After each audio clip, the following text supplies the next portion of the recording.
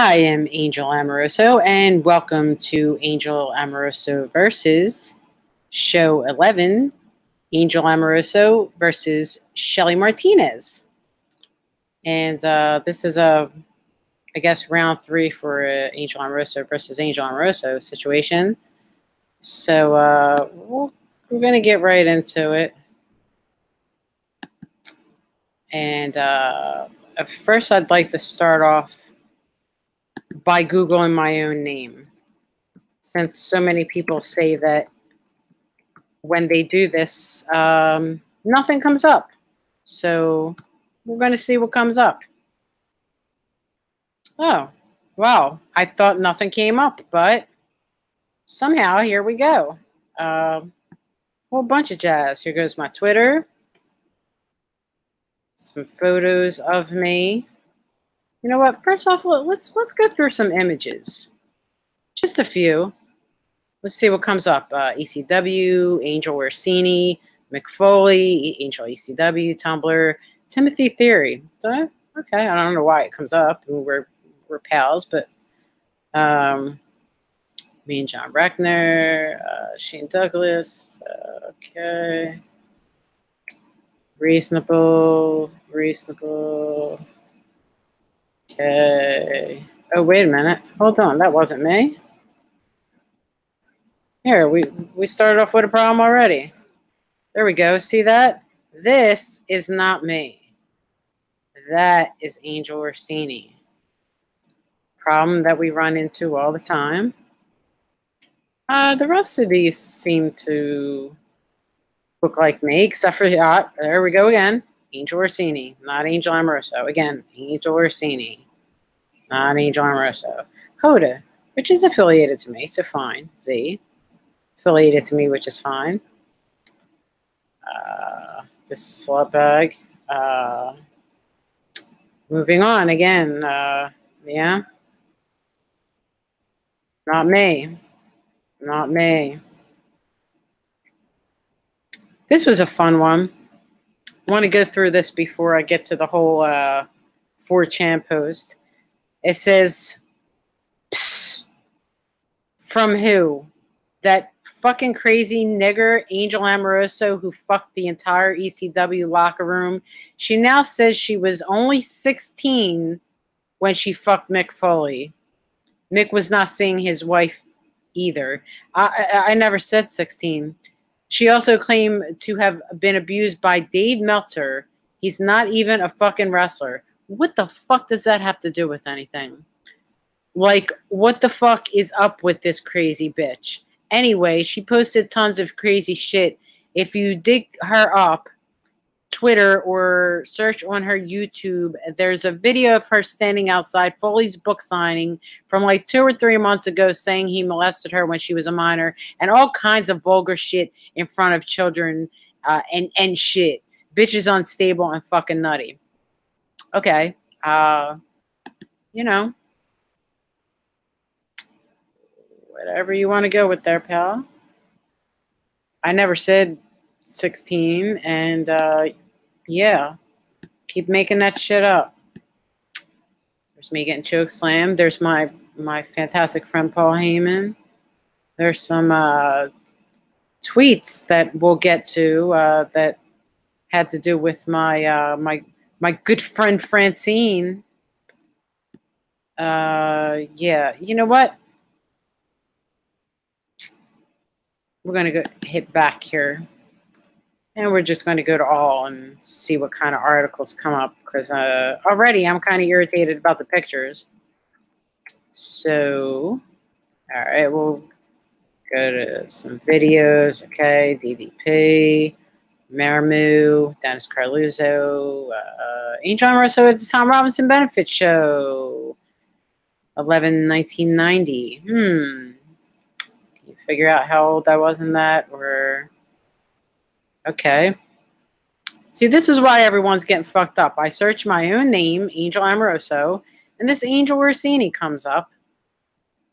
And as you could see why so many people are getting confused, American female professional wrestler, bodybuilder, and mixed martial artist, it just popped off the screen. to show this. Okay. Mixed martial arts debuted in 1996 after training under Chainsaw Liz Chase, with her first opponent being Joni Lee, China, not true. Competed for several independent promotions, including Future of Wrestling, Moolah's, blah, blah, blah. From August 26, 1969, born in Fort Lauderdale, Florida. Okay. This was not her. This Juggalo Championship Wrestling was not her. The Nude Submission Wrestling, that was her. The Night of Erotic Insanity, that was her. Deep Impact, that was all her. Not me at all. ECW. Oh, here goes one. Juggalo Championship Wrestling Volume 1, the year 2000. Angel as Angel Amoroso. Yeah, that's not her. That's me. ECW Double Tables, 1995. Angel as Angel Amoroso. That's not Angel Orsini. That's me. And moving on, ECW Hardcore Heaven, 1994. Angel as Angel Amoroso. That's me. ECW Heatwave 94, The Battle for the Future. Angel as Angel Amoroso. Yeah, that's me too. Eastern Championship Wrestling TV Series 1993. Angel as Angel in episode 1. Angel as Angel in episode 1, episode 2, 31, 30, in 7 episodes. All in 1993. Yeah, that was all me. ECW Super Summer Sizzler Spectacular Video. Angel as Angel Amoroso. Yeah, that's me. That's not Angel Orsini. So maybe you guys could get it right, even though you see this and it says personal details, alternate names, Angel Amoroso, FBI, Angel Orsini, The Prodiget, and Riptide. Angel Amoroso is not one of her alternate names. It is now because you've all mistaken her with me and she has let you, but we are two different people. Did you know that her nickname is the Virgin Princess? Did you know that that's not true because that's me? Star sign Virgo? No, that would be for her because my star sign is Pisces. So, yeah. So that's what you learn on the internet through the IMDb Internet Movie Database is half true, half false. And this is because people think it's funny to put false information in there to mislead people from the truth. Here's some other, articles. WWE News. Woman posts video accusing Mick Foley of sexual misconduct. This one's from the Inquisitor from November 18th, 2017. Let's take a look at that. Let's see, is this Angel Orsini or is it me? I don't know. No, it's me. It's totally me. Okay, WWE News. Woman posts video accusing Mick Foley of sexual misconduct with her when she was 15 years old. See, someone got it right. They actually read the sign before they went ahead and typed up an article on it. And this Danny Cox says, lately it seems as if everything you see on the news is something about a public figure in politics or entertainment involved in sexual misconduct of some kind. But there is more. As additional, names continue to be dropped as accusations as made. It seems like only a matter of time until it made it into the world of professional wrestling. Now, WWE legend Mick Foley is being accused of that very thing from a woman who said that superstar had sex with her when she was 15 years old. Mick Foley has not been seen in WWE since he was fired as the general manager of Monday Night Raw back in late March. Since that time, he has been touring the world for his other ventures and doing a number of book signings as well. These accusations of sexual misconduct against Foley came out at one of his recent book signings as a woman named Angel Amoroso essentially held a protest. E-Wrestling News brought notice to Amoroso's claims that Mick Foley had sex with her when she was just 15 years old.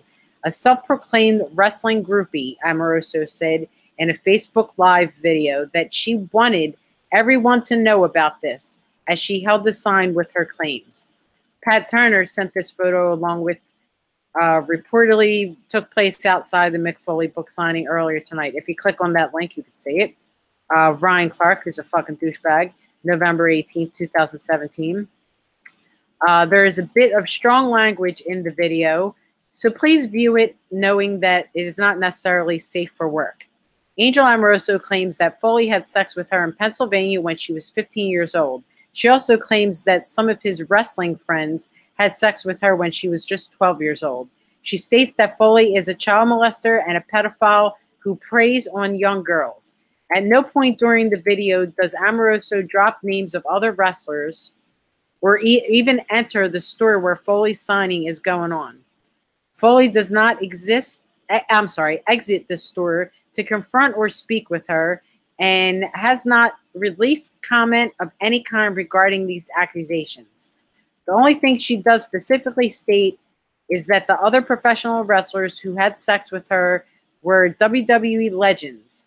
A user by the name of the Destroyer 88 said a mixed martial arts forum that Amoroso claims to have sex with a number of wrestling personalities in 1994, including, he's wrong on that 1994 year, Paul Heyman, Mick Foley, Dave Meltzer, Ric Flair, Brutus Beefcake, The Ultimate Warrior, Road Dogg, Brian Pillman, Marty Jannetty, Arn Anderson, and he forgot several.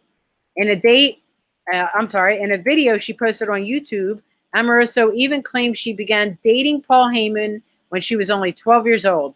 She uses a wrestling promo delivered by Heyman as proof that he admitted to sexually assaulting her when she was 14. As word of these accusations begin to make the social media rounds, some wrestling fans have started looking into things a bit more. With Angel Amoroso claiming that Mick Foley had sex with her when she was a teenager, some aren't willing to believe her words. Seeing some pushback on the Mick Foley stuff, like this, according to online information, she was born in 1969. Foley in 65, 4 years difference. If it happened when she was 14, it happened in 1983. Mick Foley had barely started a proper wrestling training at this point in his life. Now, this was said by Broncology on November 18, 2017. Some idiot. Again, and that's why I read the Angel Orsini stuff before this to clear up that that's who they were mistaking me by with this born in 1969 date. Over the years, Mick Foley has become a huge advocate for those who suffered different kinds of abuse in their lives. He has spent a lot of time working with RAINN, which stands for Rape, Abuse, and Incest National Network. These claims by Angel Amoroso are just the latest allegations that have come out against prominent public figures.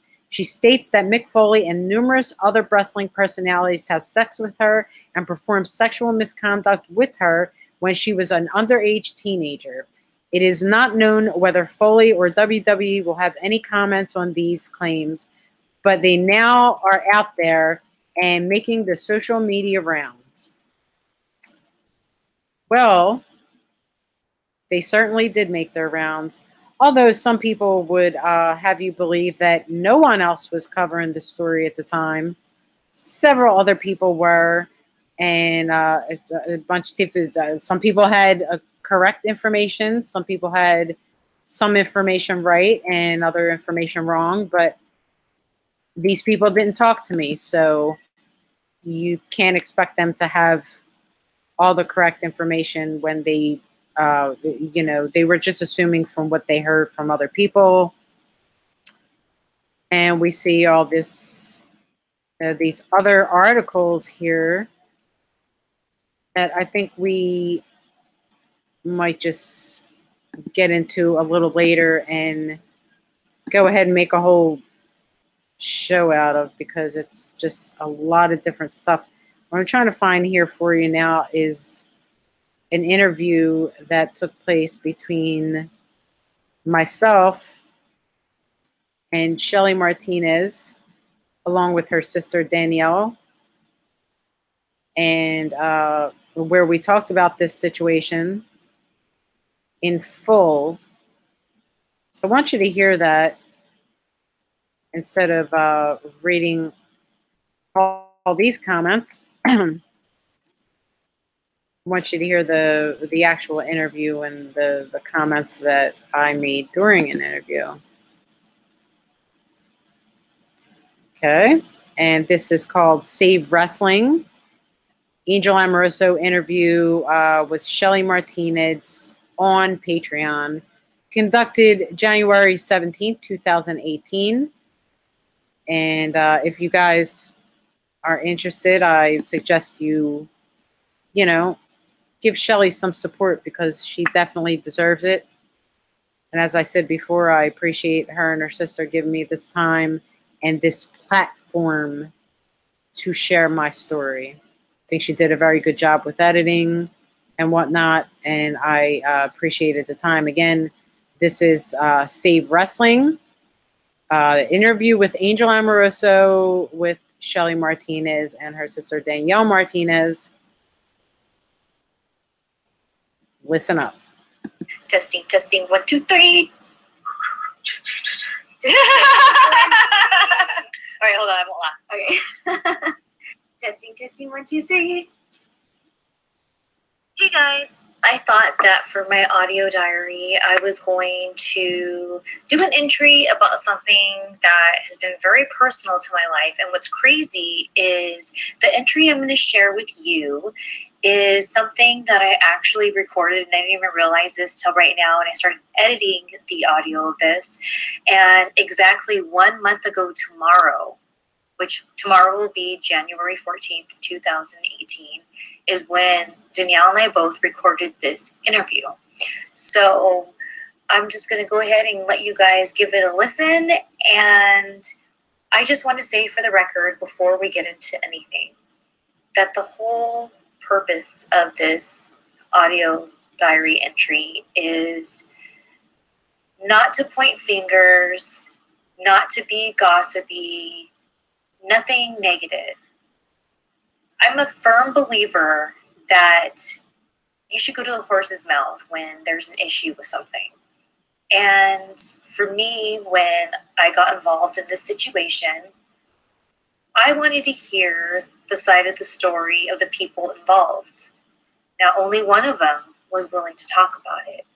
So I just want to say for the record, I am just a gal, Danielle is just a gal, here to share Angel Amoroso's story and what she has lived in her life, how she's connected to wrestling, and why nobody wants to give her the time of day. Shelly and I believe in journalism, and a good journalist wants to see all sides of the situation and research and ask the hard questions that may be uncomfortable at times, but it's all in search of knowledge and the truth and just understanding situations more deeply. So I think that this interview went really well and gave me a lot of insight into many different things, and I feel like it's going to be the same for the listeners, and they're going to really explore and question things, and we hope that you do step away questioning things, because I don't think it's a good state of mind to just say, I have these beliefs, I don't want to be questioned. It's good to question your beliefs, even if you walk away with the same beliefs. Just asking those questions, seeing someone's perspective, challenging yourself, challenging others, and I think that's not a bad thing. All right, well, in saying that, I hope you guys enjoy this.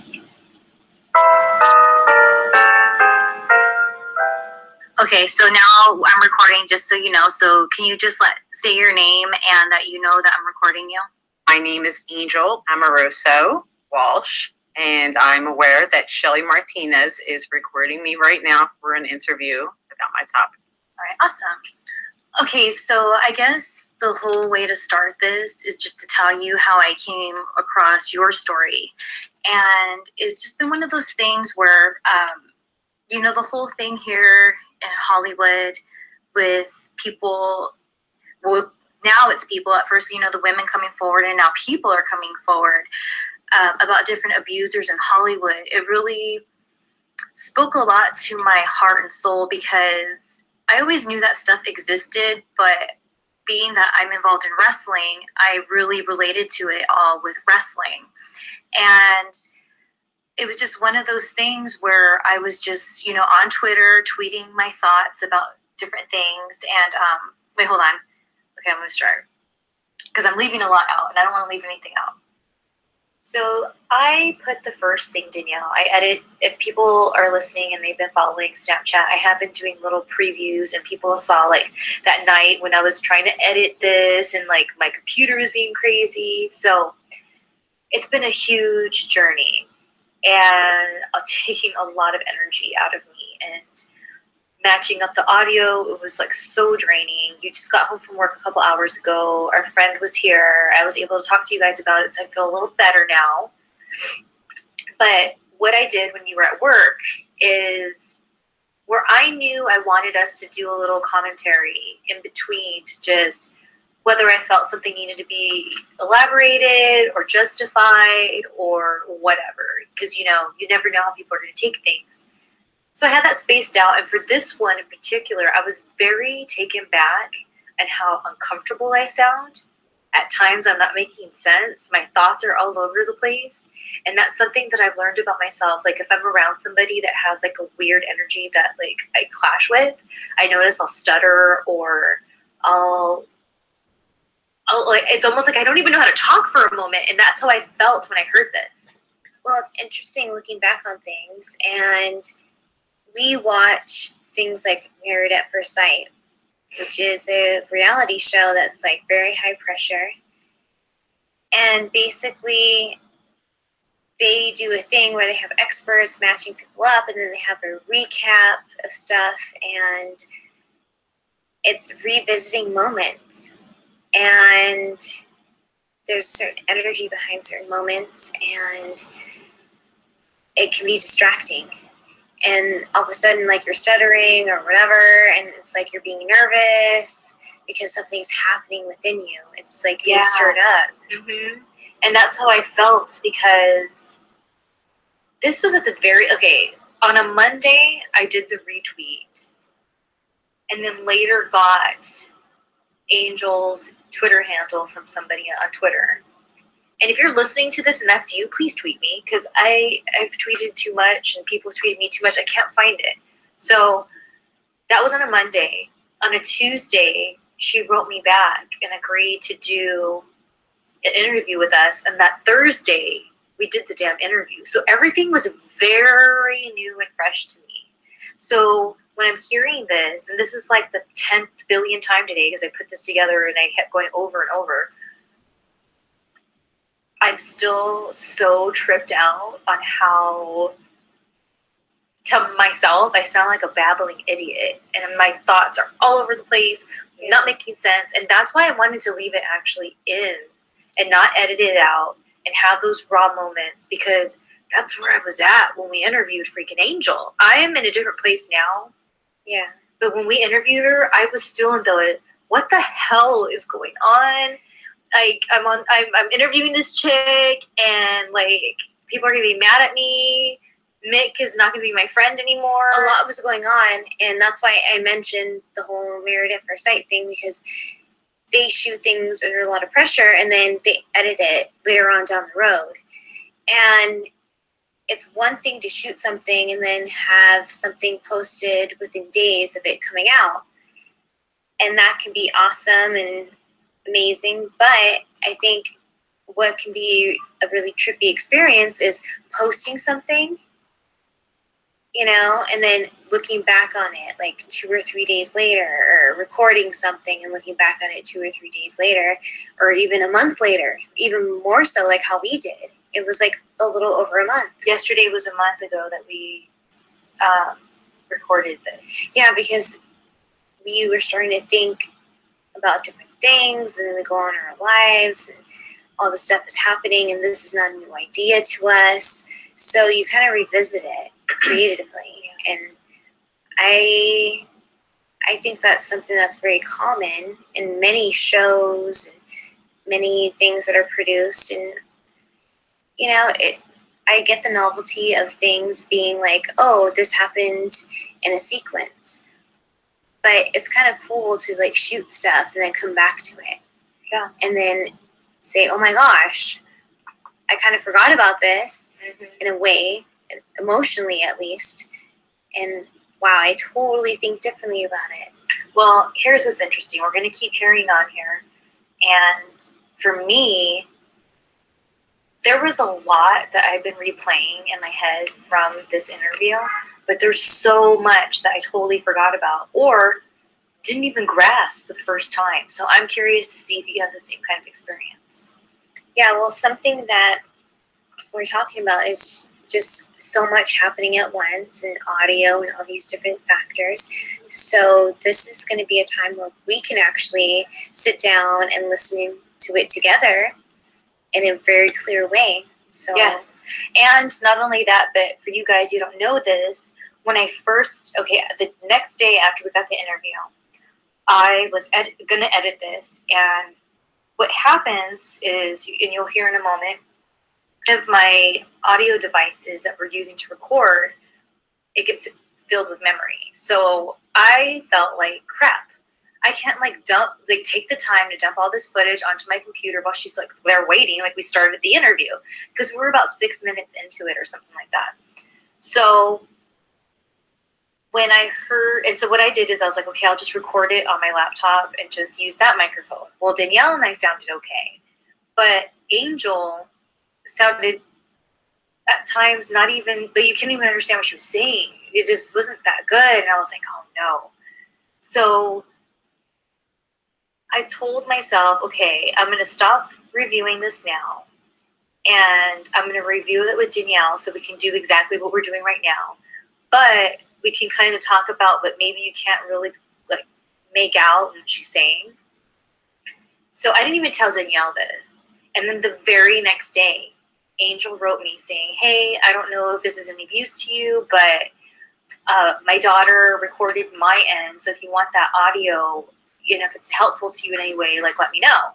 And so it's so crazy that she had no idea I had this problem with this audio, and boom, there it was. So it's a little choppy. It's not perfect, but, you know, now that you guys know the deets, then don't give me too hard of a time. All right, I'll be right back.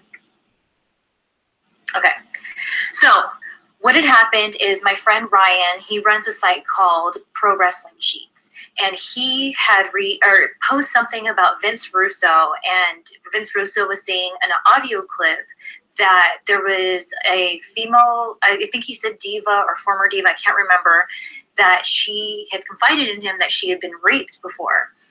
And I retweeted it and said, well, I almost got raped when I was overseas in my time in WWE. Now, when I did that, it was more kind of just adding the awareness to what Vince Russo was trying to bring. And when I did that, I didn't think anybody would really say anything, because earlier in the year, I was like obsessed with watching documentaries about pedophilia in Hollywood. And then it kind of just like stirred up a lot inside of me. And so then I started saying, you know what? I'm going to go on here and start looking on YouTube to see if there's videos about like gay for pay and all this stuff that I know that goes on. But I wanted to see if it was common knowledge. And to my surprise, it totally was, like fans making videos of this stuff. So I'm like, how is it so glossed over? So I started writing about that kind of stuff earlier in the year, and no one really said much except, look, unless you give us names, like whatever. But this time it was different, because this was about not just the sexual things that go on. This was about rape, and how when all that was going on earlier in the year, one of the things I did talk about was I mentioned I almost got raped, and no one really, like, I don't know if they just glossed over it or what, but said anything. So again, when I did this, I thought, no one's going to care. And a lot of people wrote me and they were just like, thank you for saying this and blah, blah, blah. And then that's when a fan tweeted me saying, have you heard about the Mick Foley thing? And I was like, well, what are you talking about? So he sent me a link to your video, and I watched it with my sister because Danielle and I are, you know, we're friends with Mick Foley. So it was shocking to like find out that you made this video. And then I went on YouTube and I just started to, I typed your name in and I saw another video, and it was showing a list of people who took advantage of you when you were at a young age. Okay, so the first video that you watched was it the protest video, or was it a video that actually had names? The first video was the one with you outside of his book signing. Okay. That was the first one. And I just want to say for the record, I'm just being totally 100% honest right now. Like, I don't mean to like cause whatever. I'm just saying that disclaimer, not for you, but for the people listening. Like, I'm just saying this is how I feel. So when I watched your video, I showed my sister Danielle right away. And I said, I believe her. And then Danielle said, she sounds really hurt. And then I said, that's why I believe her. Did you want to say something, Danielle? Yeah, well, hello. Thank you again for chatting with us about such serious stuff. I know it's not all la-di-da over here, but I think it's important to talk about this kind of thing. So for me, just giving a little background, I have been involved in wrestling, but I come more as an entertainer. I would be more of a manager, a personality. So I didn't have that experience as far as being passionate about wrestling and wanting to pursue it, because that's what I felt I needed to do. I just saw it as another avenue of live theater and being character driven. So it's something that I enjoyed. But I see it from a different perspective, especially because Shelly was involved in WWE and I was still in high school. And so she took me to WrestleMania, and I was about 17, 18 years old, going and experiencing things and hanging out with Stone Cold Steve Austin and seeing these people behind the scenes. So I have a different perspective. I'm not a talent necessarily. I mean, I was involved, but I'm not like a wrestler. So I don't know what the hell happened here. I don't know what, but there's just a chunk missing. It sucks because I wanted this to be very raw. That's why there's even parts where people would probably be like, why'd you leave that in? And I wanted it to just be like, see, like, I'm not cutting up someone's interview and like manipulating the material. I'm just trying to give someone a platform to share their version of the story. exactly. And even with my story, when I was listening back to it, I'm thinking we all have different perspectives. And for me, I was young and I was just looking at everything, observing it. I wasn't in it. I wasn't experiencing anything on any personal level, really. But I kind of feel because you were young, you were able to see it with such a clear vision because there was and you weren't involved. So it's like, yeah, no one could alter your perspective on what you were seeing because to them you were just Shelly's little sister, so they didn't pay any mind to like you paying attention to what was really going on around you. Yeah, exactly. I was just it was like, oh, it's Shelly's sister. Almost like a fan. Like, I didn't see the insides of a lot of this stuff, these allegations and these things that are going on. I just was passing on by. Seeing people for face value in the moment that I met them in. All right, well, let's continue. Level, I'm called liar and told that I'm making up stories when I know exactly how I live my life. I feel like I don't need to defend myself so much against the people who are attacking me because of whatever superficial reason. Because I have blue hair or because they don't like my personality or my attitude or how I went about doing this. Like, I don't know exactly how they would have went about doing it.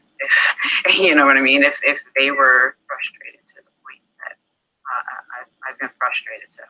I'm trying to be quiet and let you guys do your thing, because I've been on like podcasts and like I never know what's going on the other end, because I really don't know the rules to this stuff. So just tell me when you're ready. Sure. Yeah, just back it up a little bit and then we'll pick it up. Okay.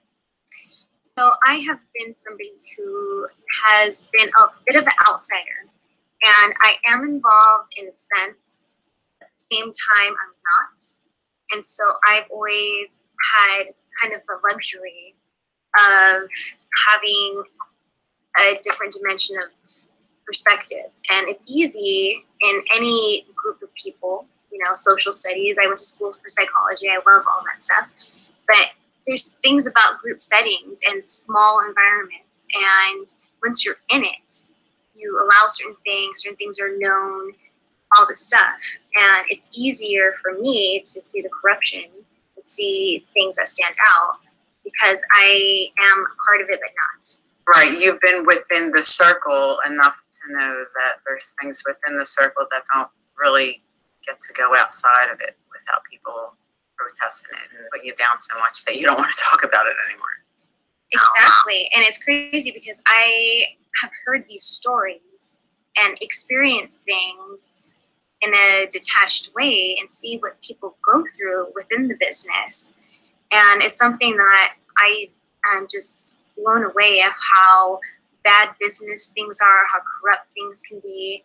And I just am very curious to hear more of your story because at the end of the day, I just want to believe the good in people and the good stuff that I see in them when I'm hanging out with them. And the truth does need to be revealed, and it can be uncomfortable, but at the same time, truth needs to be talked about and things need to be brought to light. I'm very happy that you both took an interest in my topic because more recently, it seems as though the topic is actively getting buried. And there's been a few people on my behalf that work for both government and media that had all my statements corroborated with other people, and they know exactly what the truth is, and they put this on their podcast and let everyone know that they were in touch with these people and asked them about the situation, and they told them, listen, you know, it's not that it's not true, but you should leave it alone and just leave it where it is. And now this is on air. You can listen to it. It's on YouTube. These are two men who work in media and government. And they got their answers, and they believe me because they know they got their answers from the sources and the people that I'm naming, and still people are trying to bury this as if it didn't happen. And this has been something that's been known within the business for a very long time. It's not something new. It's not something that I'm bringing up because a whole bunch of other people decide that they want to jump on some hashtag bandwagon or whatever they're doing. It's not about any of that. I've been talking about this for years. My daughter is a film student. She has made videos about it for years. She actually won several awards and scholarships from Temple University here in Pennsylvania on this topic. The last scholarship that she won was for this topic, and this was several years ago. It's called The Skim. It's on the internet, on YouTube. They referred us to go to RAIN, the Rape and Incest Organization, and its affiliates, that's War, Women Against Rape, that's here in Pennsylvania. When I realized that Mick Foley was one of the representatives and a spokesperson, I was like, I was taken back by it. I was infuriated. Like I could, you know, I've been in contact. I'm not a wrestling fan, really. I haven't been for several years. So I'm not in communication, and I'm not like a fan who watches to be updated on what people are doing. And I wasn't aware that this was what he was doing. So as I found that out, I later found out that, you know, people had told me that he was open about being a fan of incest pornography, which infuriated me even more. They did this on a podcast and told me this, and, you know, just to round me up a little bit more. And I already had my issues that I was talking about for years with this, and realizing that he's now a counselor and a representative, and he's around incest victims when he's into incest, and then he's committed what is considered rape a number of times from what I know personally. and he's a counselor for rape victims. So I don't understand when I see something like that, you know, after talking about it for so long, it seems like it's something to do just so that he can hide and cover something up. And in the same way, I feel like it's like, you know, why don't you just hold me down and piss on my face? Like, I don't mean to be like vulgar, but it's almost like being violated all over again to see that he's doing this. And I watched a few rain videos to see, well, maybe it's something good that he's doing and something that might be redeeming. And I saw these videos of him talking about going to these, I don't know, African nations, having the women reenact their rapes as a source of some kind of trauma therapy. Which then, of course, triggered me even more. And he had like some kind of satisfied look on his face while I was talking about it. I mean, these kind of things, I have post-traumatic stress, so I get triggered very easily by things, especially when it's a sensitive topic that I've had a lot of problems with in my life. This is not the first time that I've complained about the situation, despite of what people are saying, and they're trying to say, oh, why is this the first time you come out with it? It's not. I've been through this a lot since I was, I've been trying to report this literally since I was 15 years old. And every time I tried to say something about it, because I was having problems with my family at the time. My family's a whole other story of dirtbags, and they used me and exploited me within my family. And I wouldn't be in this situation if it wasn't for them. Excuse me.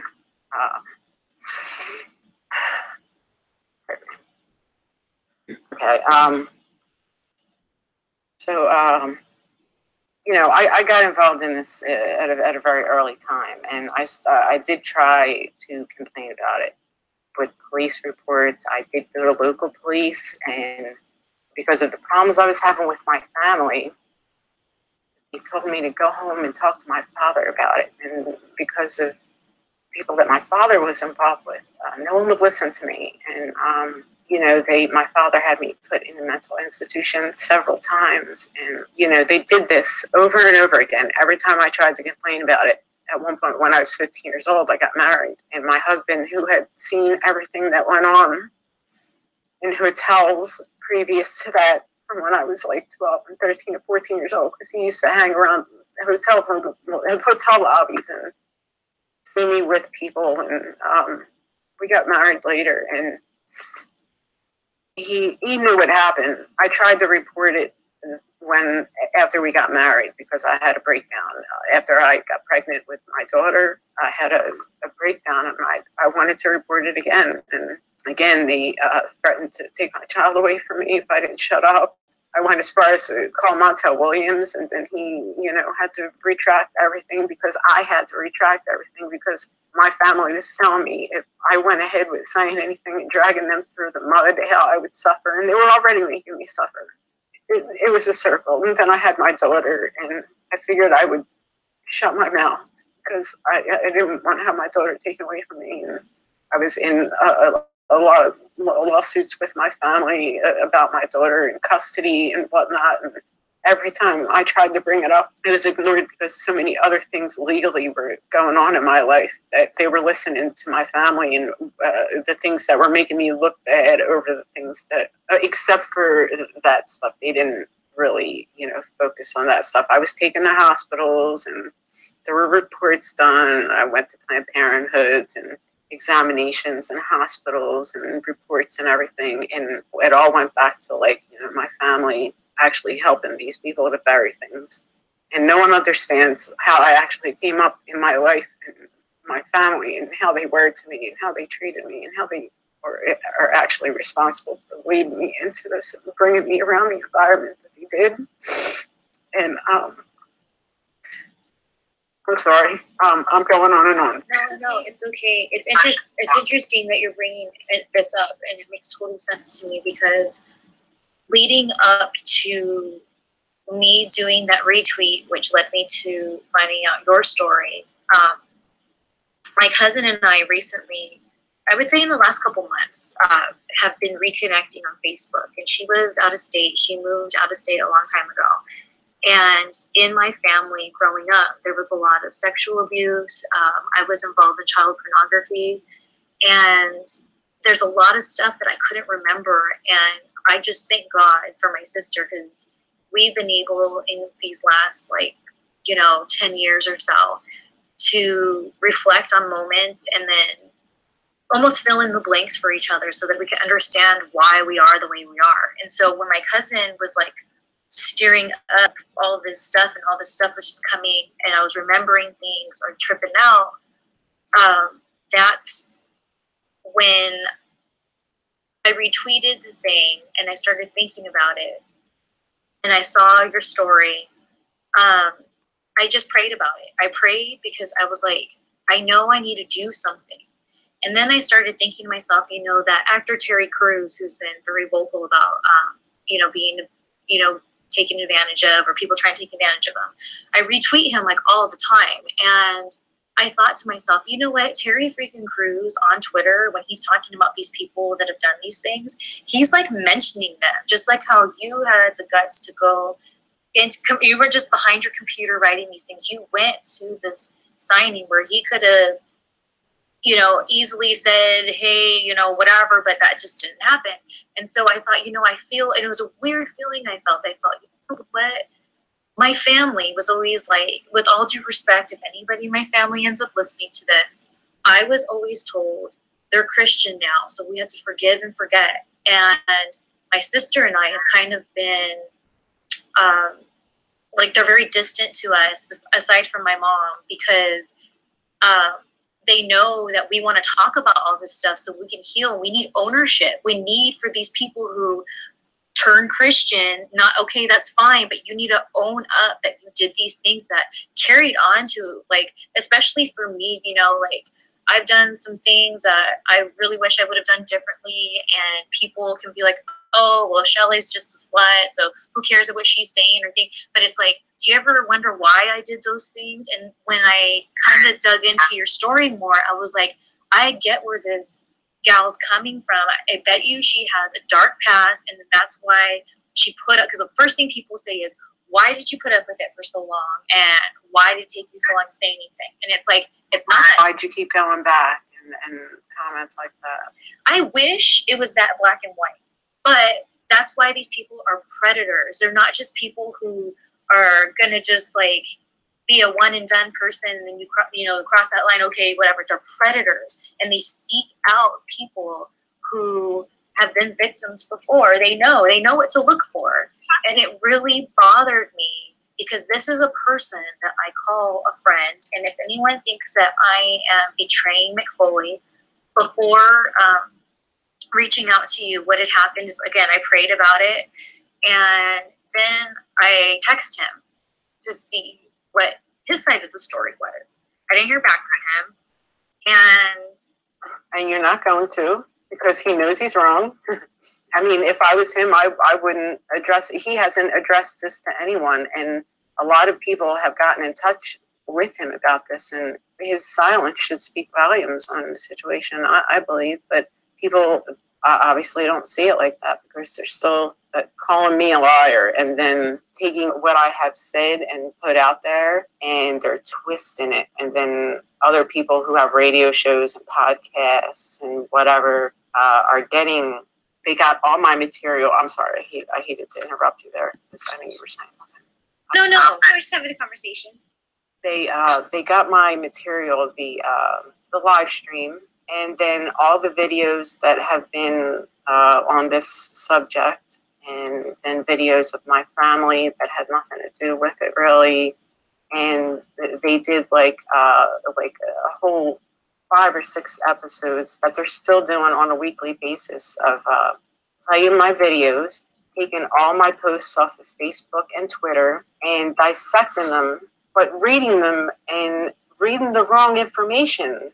And when the right information is right on screen that anyone could read, but they're saying things like, oh, she said, look at what she put here and this and that. And then they're taking it down to, oh, okay, well, now we finally understand, okay, maybe she was 15 here, but maybe she was 13 and 12 here. But listen, look at her. And she put herself out there. She made herself look like that. She deceived them. If anything, they should be suing her and stuff like that. And then they go back to saying that, like, it's my fault for being there and being around them and being around groups and, you know, fan clubs and whatever, and traveling and whatever. Like, but blame me for it, you know. And then all of a sudden they get back to, like, saying that I said that all this happened at a time that I haven't even mentioned or complained about. And I've already publicly stated that I will not complain about anything that is 16 or 17 years old, because my therapist, when we were unraveling, and they unraveled me so many times with this, let's take your, you know, let's do some picture therapy. And, you know, it landed me in friggin' mental institution, my hair out, like, you know, because they were seeing it, you know what I mean? Like, and still just like, it happened. Let's move on. You got to stop bringing this up. And then, you know, I would stop bringing it up for a while, and I'd bring it up again. And then my parents would kick me out of the house, and I ended up homeless for a really long time. During this time, a lot of the time I was homeless. And people don't understand, like, when you start going to wrestling when you're 10 years old and you're around, like, all the same people from the age of 10 to 18, and then it leads on to, like, all your life from the age of 10. You trust those people, and then when your family literally hands you over to those people. My sister would travel with me. You know, of course, my sister was 7 years older than me, so when I was 10, she was 17. And the rest of the groups that I traveled with are people that are witnesses to this. They're people that other wrestling people know, like our Gargiulo, he's an announcer in MMA and all that stuff. And Bob Feinstein, who owns our video, who doesn't know him in wrestling, right? These were my friends when I was a teenager, because we were part of a fan club in 1987, when I was like 12 years old, just Wrestling Radio Squared Circle fan club. Joel Goodhart, who later promoted TWA, that was like ECW before ECW came around in Pennsylvania. He had this fan club, and we were all part of it. It was like all the independent wrestlers from the area that weren't actually wrestlers yet. And the whole fan club, we traveled like to New York and Virginia, like all the independents in Pennsylvania, and even as far as Memphis. We went all the way to Memphis to see USWA wrestling because the co-host was obsessed with Jerry Lawler. This was in 1988. I went to Memphis. Okay, like people look at the pictures of me and they were like, I am in a picture with Jerry Lawler. Like, I'm 12 years old. I was on a trip with my mom, and like, despite of what did or did not happen, like, why are you going to point the finger at the 12-year-old? I was a part of a fan club, and what my friends were doing was nothing different than what I was doing. You know, they were just a lot older than me. Can you hold on just 1 second? Because I just want to make sure that there's no glitches, and I want to make sure this is recording. So hold on 1 second. Hold that thought. Oh, well, it's not anything that I'll ever forget. So if you ever need me to repeat it, the story's not going to change. It is what it is. Much like me editing this whole thing, even that day, that reminded me of how we were just having issues with our electronics. It was crazy. But that's not why I put the little space there. The reason why I put the little space there for me to do a commentary is when I first revisit this moment, it triggers so much. And when I was in Kentucky, and I don't feel bad saying any of this because it's common knowledge. When I was in Kentucky at OVW, there was a guy by the name Kenny Bolin. And he had this whole like thing, oh, Kenny the Star Maker Bolin. And a lot of the people that he managed ended up being, you know, people that went to WWE and did well for themselves. So that's why he called himself the Star Maker Bolin. He was like a heel manager. And it was very known that he would date underage girls. And I'll never forget meeting his girlfriend at Six Flags, because what we would do at OVW is in the summertime, we would have weekly shows at the Six Flags over there. I think they were weekly. So I remember meeting his girlfriend. She was a little Middle Eastern girl. Not a woman, a girl. And he's older than me, like by far. So being how I am, I just like started talking crap to him, especially those days. I was rough around the edges those days. And so I was just like, I was sickened because she was like sitting in his lap, and it just reminded me of the abuse that we went through. And I was pissed that like, why is this being allowed? And it was one of those things that people, including our trainer, would talk about how he's disgusting. And but why is it allowed then? Like, why is he allowed to bring his girlfriend, who's this underage girl, and you guys all talk shit about it, but you don't do anything? Why is no one stopping it? So yeah, I was a bitch to him. And I'll never forget going to London, Kentucky for a show. And me, Aaron Stevens, or Damian Sandow, however you know him, and Beth Phoenix were in the car because we were all in a gimmick together. And on the way back, I just started reaming in on Bolin. And I was just like, how would you feel if your daughter came home with somebody like you? Like, I went there, and he and I got into it. And I remember Beth and Aaron were quiet the whole time, and they were so uncomfortable. And it was interesting because, again, this is during a time where I was younger than I am now, for sure. And up until that point, I kind of feel, to be honest with you, after our dad died, and I was 18 when he died, I went through this weird zombie-like state for a while. And at the time, I didn't know what it was. I was just like in this weird, as you saw, if you can remember, like, totally. Everybody was like, that is weird. Shelly is being weird.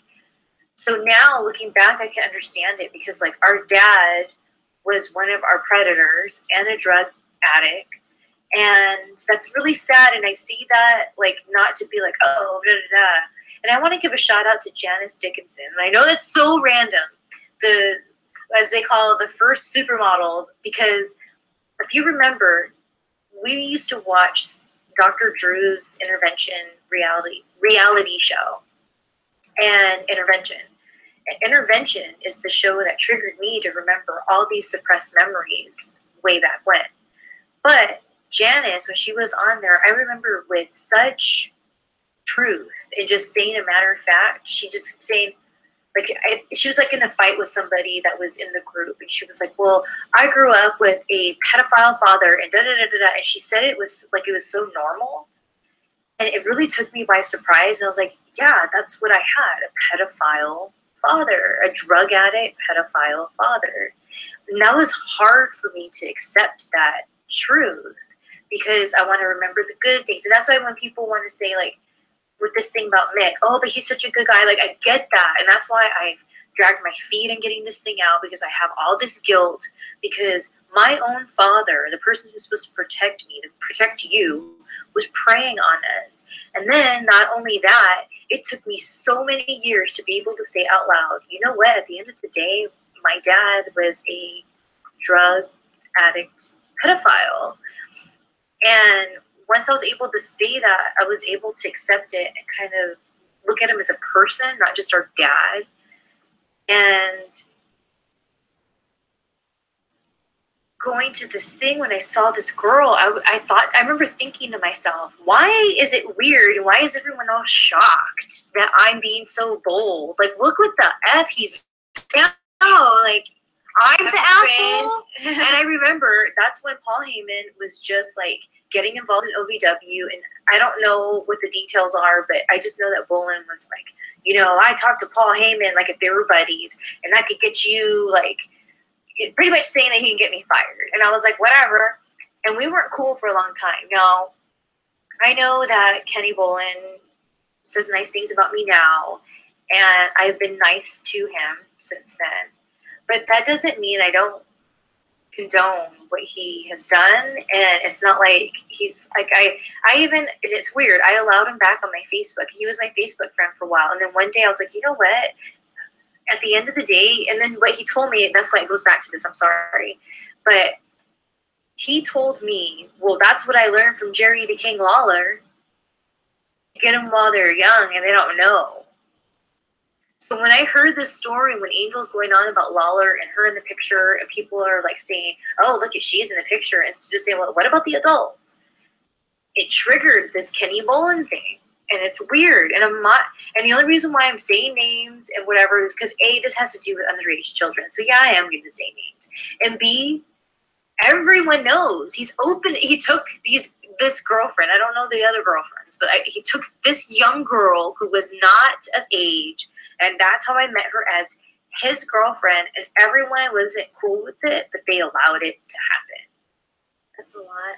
Alice, no. I'm just like taking everything in. I have nothing to say. All right, let's keep going. Excuse my sniffling. it's delayed here. I once in a while we all have to just crack a little bit, and sometimes I can't work because I don't really have too many other people to talk to about it. I'm like a very private person, and I'm not no friends at all. So this is it's hard. Yeah, that's what we're here for. Well, And we're recording now. we're the perfect people to talk to because Shelly has been a wrestler and I've been involved but not. And so I think between the both of us, we can really see you like in a really great way. And I'm really sorry that, I pursued psychology because I just wanted to get to the root of our issues. And I think a lot of our issues stem in childhood.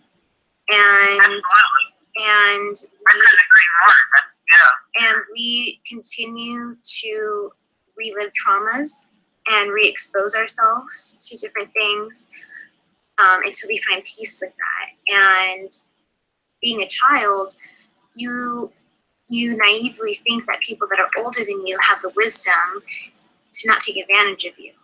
And I think it's horrible to ever point a finger to a child because as an adult, you have a responsibility to be wise and to make the right choice and to not take advantage of somebody who's young and naive and trusting. And I mean, there's no excuse for that, and there's no scenario, even if a kid is in the wrong, because ultimately an adult's responsibility is to be an adult and be overseeing the situation and making sure that things go accordingly in a proper way. Especially when they're authority figures, and they not only authority figures, but they are people that they know damn right well the younger figures are looking up to them and looking for their approval because when you're that young and you're, like I said, like when your family passes you along, you look for your family elsewhere, and then you find comfort in other people who aren't really your family, but since you're around them all the time so much, and you're seeing them 2 to 3 days a week when you're supposed to be in school, and I was nowhere near school, hardly ever, fortunately. When people look up to you like that, and they look at you like your family and friends, and then you realize, these people are taking advantage of me. I'm being made aware of it, like the few situations that were outright rapes that there was no looking beyond what it was. Like I had to look beyond it anyway. The other situations, I'm not trying to demonize anyone and say that like the situations were like I was with groups, and a lot of times I was a kind of kid that I drank a lot, and we traveled with a drug dealer, and I did lots of drugs. I used to fucking pass out a lot, and I'd be like belligerent and obnoxious, and I was a horrible, horrible little child, and people remember that of me. But being like that, I looked up to those people, and I didn't know that.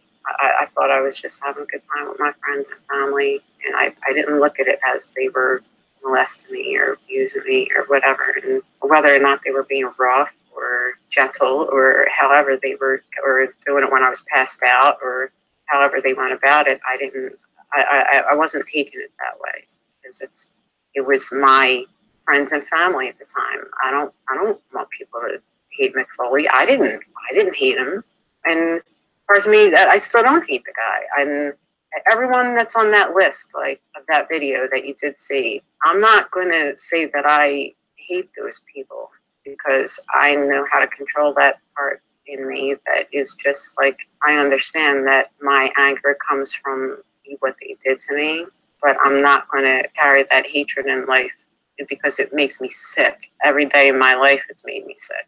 But again, they were the authority figures, and I looked up to them, and I didn't hate them, and I considered them friends and family, and they did what they did to me, and then they made jokes about it later in my life when I was an adult and still in the business and still around them into my 20s and 30s and so on, and it was all a joke to them. It was never a joke to me, and it always hurt me, and I was always very hurt by it.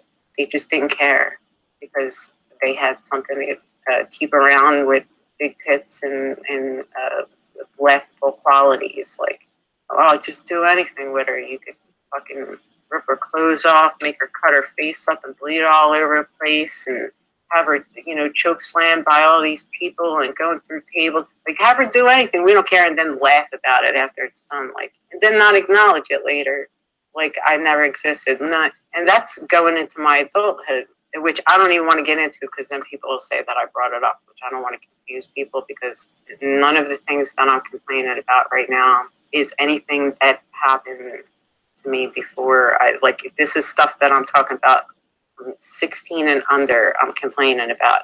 And I think that that's a pretty reasonable, because in states, the age of consent is 16 in some states. Other states, there's no statute of limitations. In some states, there's statute of limitations. So 15, 13, 12, you can't give consent to sex in any way. You can't hug, or you can hug them, maybe not grope their tits and manipulate them with your hands and grope, you know what I mean? Like, you can't be gropey. You can't stick your tongue in their mouth. You can't grind up against them until you achieve orgasm. You can't jerk off on them. You can't make them jerk you off. You can't stick your penis in their mouth. You can't perform oral sex on them. You can't put your penis in them. You cannot put your penis in their anus or even near it in any way. You shouldn't be near it. But all those things happened to me while I was traveling with these people, which maybe I shouldn't have been there. Damn right I shouldn't have been there. I should have fucking had my ass in school, excuse my language. My ass should have been in school, and if I had a better family, my ass would have been in school. And off wrestling times, I also would have had a place to live instead of like scrounging on the street like some animal. People don't understand all the details that go back into this. That, oh, well, why did you go back? Because from Thursday to Sunday, sometimes Monday, I had a place to stay when fucking wrestling was in town, because otherwise I was homeless because my parents kept putting me out on the streets, because I kept bringing this up. Like, and it was either that's my family or this is my family, and they kept just brushing it off and go back to your wrestlers. It's what they used to tell me. And my sister traveled with me, and my sister always took their side over mine. She has a lot wrong with her as well, so I don't want to knock her too much. But she was 7 years older than me at all times when we started traveling. At no point did I ever put anyone under the impression that I was any age other than everyone knew that my sister was much older than me. My mother confirmed in 1988 on a fucking Memphis bus trip to everyone how old I was. Everyone knew. This was no big secret. I don't know what all the doubt is about right now. It's just about people wanting to hide everything that has went on and everything that I've tried to come out with. And I'm real insulted by the fact that they would say that this is just like, oh, this is a stunt with this hashtag Me Too stuff. No, it's not. It really isn't. But if that's what they want to think, maybe they need to do a little bit more research on the internet to go back to the beginning of my Twitter and my Facebook. And exactly. Yeah. No. Like they want to attack me, and like, you don't believe me because I look like a crazy person based on my appearance. Like, you want to judge me because I got blue hair right now. My hair's been like 20 different colors this month. And I don't think my fashion sense should have anything to do with whether or not you believe what happened to me so many years ago, that you're listening to everybody else complain about who might have grabbed their ass or came onto them when they were a 40-year-old woman. Like, and I'm not saying that those stories are wrong, because everyone should be speaking out. If they feel like they're harassed in some way, then speak out about it. But if you're a woman in your 40s and someone's coming on to you, it's fine. I understand.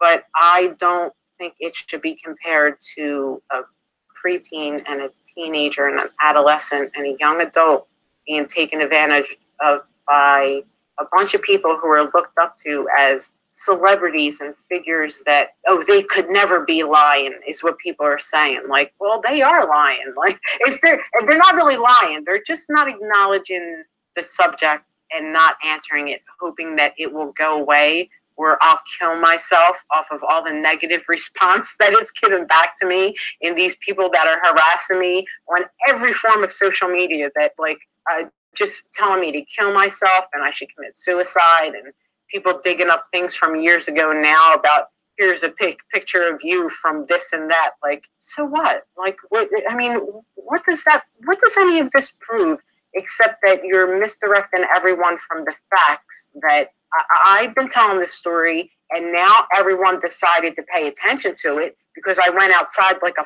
fucking nutcase, excuse my language, and started screaming about it because I was in a bad state of mind.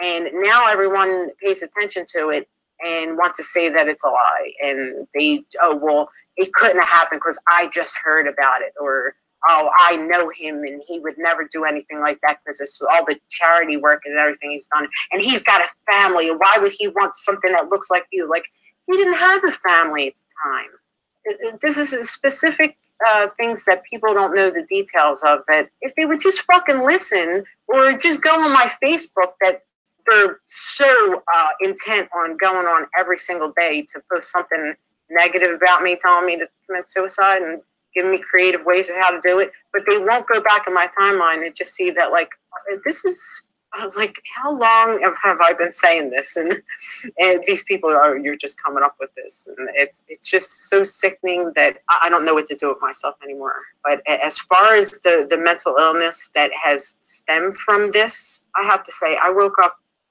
sick to my stomach, nauseous every day for at least, and no exaggeration, for at least 30 years. I've been a sick person, you know, like I said, I had a lot of alcohol and drugs in me, whatever. Not anymore. I'm, you know, straight person. I can't even touch alcohol because my stomach's torn apart, amongst other things. My head is clear enough to know what I'm doing, and just because people right now are paying attention to it doesn't mean that I just start bringing it up. And if they want to ignore the fact that I've been bringing it up for a long time and try to bury the story and sweep it under the rug again, like, I told them, you know, publicly, you're going to have to come kill me if you want to bury this, because I'm not going to fucking stop and say that I sound like a nutcase if I want, but I'm a nutcase because y'all made me one. People want to call me a ring rat and a slut and all that stuff, and then in the same sentence say, this didn't happen, you lying ring rat whore. Like, let's listen to, you know, some of the common opinions of people who, I'm not telling them they hate these people, but they're calling me a ring rat, and my definition and my meaning and what I've always known as a ring rat is like, and I don't know if this is the same for you guys, but it's a, you know, a girl who sleeps around in the business. That's a ring rat. A girl, a woman, whatever. So if I'm a ring rat and I'm very known as that, how did I get that way? Did I go around fucking myself? Or maybe since you know I'm a ring rat, there's people to look at to see who I've been a ring rat with, right? Or am I making sense here? No, it's true, and it's crazy because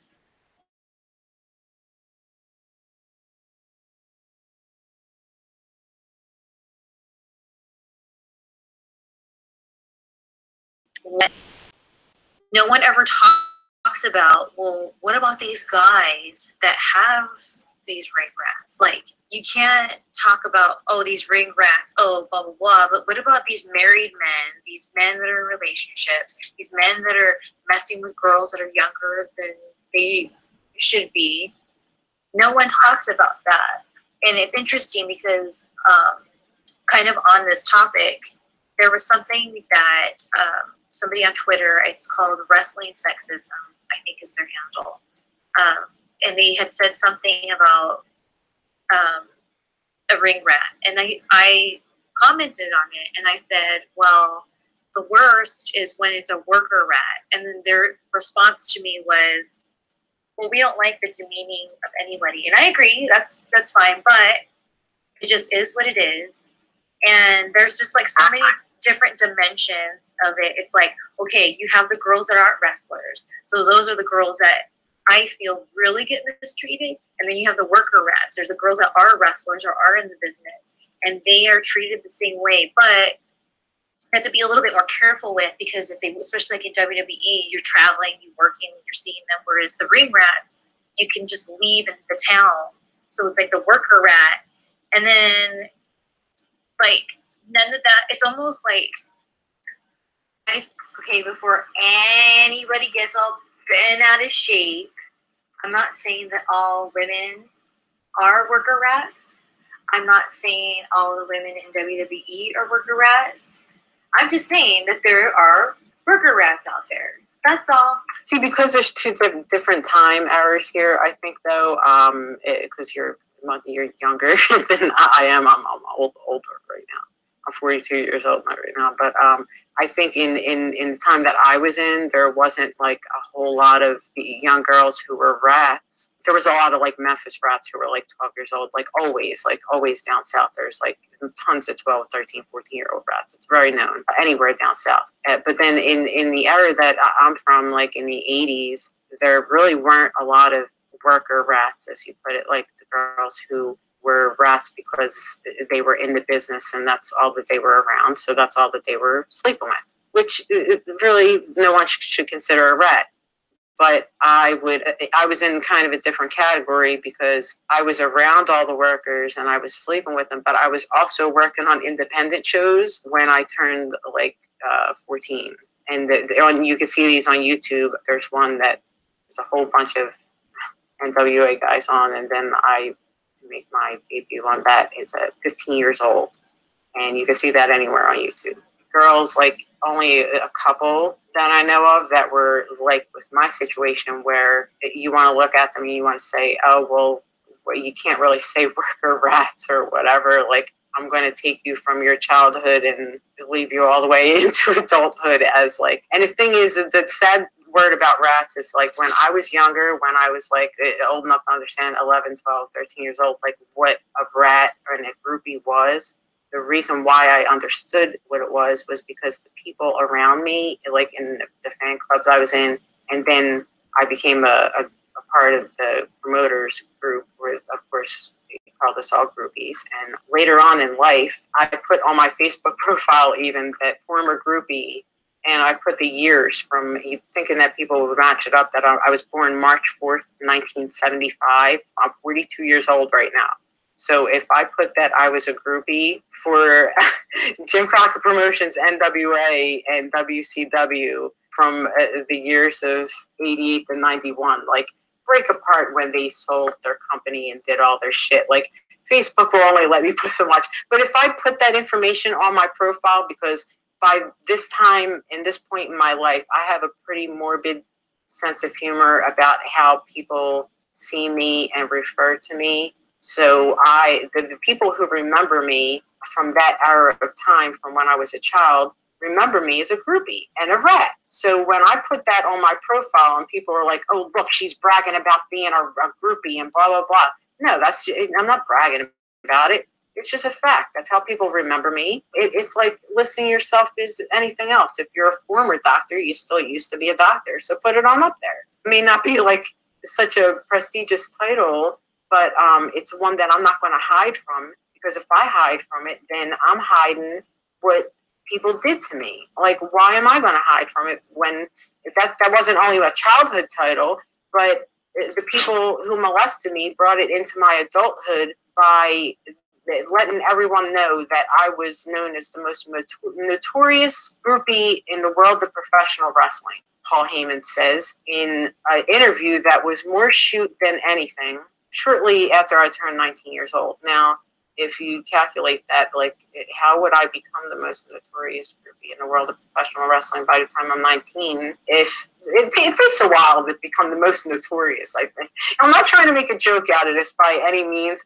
I just have like a bad sense of humor about it. And if I don't laugh about it, I'll cry about it, because people are so fucking stubborn. Excuse my language again, but they're so stubborn about seeing the facts and knowing that there's still live witnesses that were around me for these events. People who sat on the end of the bed after I had sex with people. Like, these are live witnesses. They're still on my Facebook. They live and breathe as we speak. There are witnesses to the fact that this stuff happened. And the woman who was mad at me for this event with Mick Foley, she was mad because I had sex with him in her bed and didn't talk to me about it for like a week. So her memory is real sharp on this incident. So don't try to fucking call me a liar. I had groups of people around me. I did not travel by myself, and I was not alone. And the people who were with me are still alive. So they can eat a bag of dicks if they don't believe me. Excuse my language again, but that's just where I go. Did you ever feel like you were in a romantic relationship with any of these people? Yeah, I did. No, you don't understand. I seriously did. I mean, you don't understand how. Well, you probably understand. I'm saying you don't understand. You're a female yourself, but you remember how you felt when you were like 12 and 13 years old, and you were into. Well, you weren't intimate with anyone when you were that young. I'm sorry. I don't like that. Yeah, I mean, I seriously, I took it to heart when it happened. And it not only happened, but it happened more than once. And it was happening like in every town. And whether or not there was other guys, there was always like the one guy who was all the time. You know what I mean? Like, so yeah, I did. I felt like outside of wrestling, I did not have sex with anyone but wrestlers. There was no outside life for me. I didn't go to school a lot, so I didn't associate with people my own age. And I did not have friends outside of the middle-aged women that I was hanging out with later in life that were a part of the promoters group that were already groupies before I had ever come around. And my mother sent me and my sister on the Great American Bash tour with them, and it was exactly as it played out, as like I was the friggin' Great American Bash tour in 1989. And it was some of the most sickening events that I should have been in school. I should have never, ever been around those people. And these people, like I said, are still alive. Bruce Springsteen's the former secretary was a part of my 1989 group.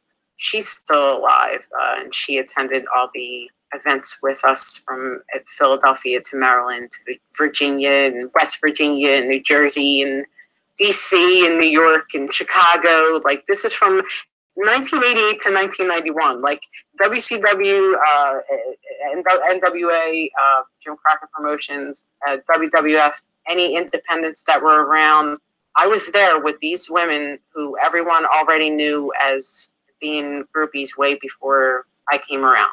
That's moving on to my 1988 to 1991 group. For people to question me, how were you around all these people, is because I traveled to all these places and sitting in the comp section in the front row, where if people could pull up tapes of any of these pay-per-views that they have, like Starrcade and War Games and all that, I was there. I was in the front row in the friggin' promoter section, in the front friggin' row. It's not like they can hide that I was there. Just do a little friggin' research. I was there. And don't doubt me on what I'm saying, because people know what they know. The difference between the groupies and the promoter group, like what's can you explain to us the difference between that and how? Oh no, well the thing is, the groupies were they were ring rats who were older, and I started traveling with them closer like the end of '88 and all through like 1989 for the Great American Bash tour, and then all throughout until '91. The promoters group of groupies were more like closer knit to the wrestlers and we traveled a lot more than I did with the fan club that I was involved with before that. It was just like bus trips and random hotel visits. And then I started traveling with the promoters group after that, which was a little bit more extended in where we went and the events that we had front row and all the Jim Crockett Promotions, NWA events and the WCW events and independent events that were in the area. The difference is that they were just closer groupies. And I don't know. Is there a difference? Like, no, they were just like closer and, we didn't have to pay for our tickets. And we had a block of rooms at the hotels after the shows on the same floor as the wrestlers that we would just leave our doors open, connecting doors. And everyone after the bar closed would just run through the connecting doors in and out of each other's rooms after the shows. So that was like how things after wrestling shows went on the weekend. Like that group of people, we had a block of room with the wrestlers, so we were going crazy like all weekend. And that, to me, I was considering that I was building relationships with people like that. Like when I wasn't around anyone else, and I was, I felt comfortable passing out rooms around them and like whatever. And you couldn't prevent sometimes that the way I felt about it, like in the way the girls were talking to me about it, when I would say, oh, well, this happened with this one, and I was crying about it, and I was real upset about some stuff, and they were like, listen, it happens. And that's the way I took it, like in my life, that, I see it's happened to them, so it happened. Like they're older women, but it happens. And that's the way you end up looking at it. Like, these are the people that I'm around, and this is what I'm doing, and sometimes it happens. It doesn't occur to you that, oh, well, I'm like, I'm 13, I'm 14, I'm 15. This shouldn't be happening. Like, you don't think like that. You really don't. Like, it doesn't occur to you because you're a child and you don't want to go to school and your parents are shit and you don't want to listen to them. And you got all this attention from all these people who are on TV around you and being your friends and drinking with you in bars and paying for your meals and, having sex with you and treating you like you're a special person. What, are you going to fucking complain about it? I didn't complain about it back then as much. Like I complained about it as much as I could. And I was told like something that sounded reasonable enough to me that it happens, that I thought that way for a long time. It just happens. It's something that just happens. Now, when you have these encounters, were there times where you absolutely didn't want to do anything sexual and you felt pressured to? Or was it just... Yeah, oh, absolutely. Yeah, I mean, I'm not saying that all of them were like that, but the times that they were, it was like brutal and unnecessary, and like I want to get, I really want to get into it, but I was advised at even like doing any kind of live, like a podcast or anything like that. But I so want to get into so many situations here that, a lot of things were uncalled for, above and beyond anything I ever expected to happen in my life. And I had to act like it was nothing and just move on and see that same person like the next day, the next week, the next month. And even though it made me sick and tore me up inside, sometimes that's just what happens. And that's the way I had to look at it. It's really unfortunate because, I mean, dealing with all this, it's like you're going through a grieving process when you're realizing all this and like reliving everything.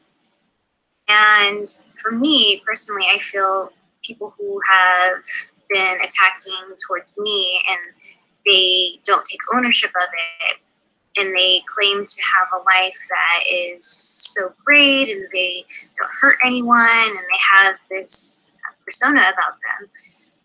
I want to almost shake them and say, look, take ownership of the person that you were. If you're this new person, and psychologically speaking, you probably need to go to therapy. These people are sick. There's some psychological issues that are deep, deep rooted, and I'm just taking a guesstimate, but I'm pretty sure 10 times out of 10, they have been abused themselves, and they learn that behavior, and they have some trauma.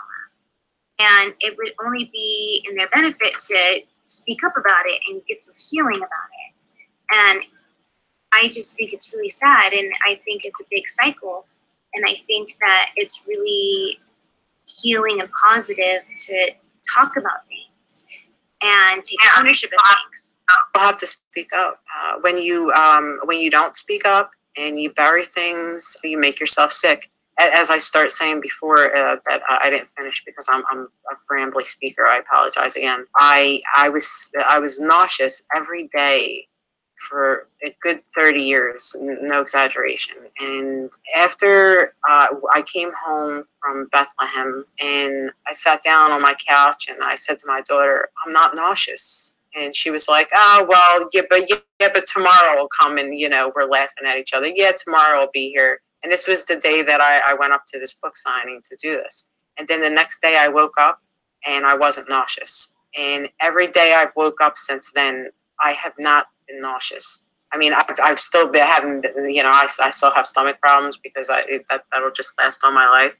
But I have not been nauseous one day since I've done this. And I think if nothing else comes out of this, like at least I lost like a nausea that lasted decades of holding something in and not holding it in so much, but having it be held down to a point that when I am speaking out about it, I might as well hold it in because it's not really coming out to anyone who hears it. And I found that this time around, I think enough people heard it to at least alleviate that one small problem for me. I mean, I don't know. To some people say like it's a psychosomatic thing or whatever. I'm not sure if I'm correct with that word. But a lot of people who keep things inside with getting sick to your stomach, it's one of the symptoms, and I haven't felt it so much since then. So I believe that there's some truth to your brain affecting the way your body works. I totally agree. As story short as I can make it, in the summertime, I guess it was right before the summertime, maybe June.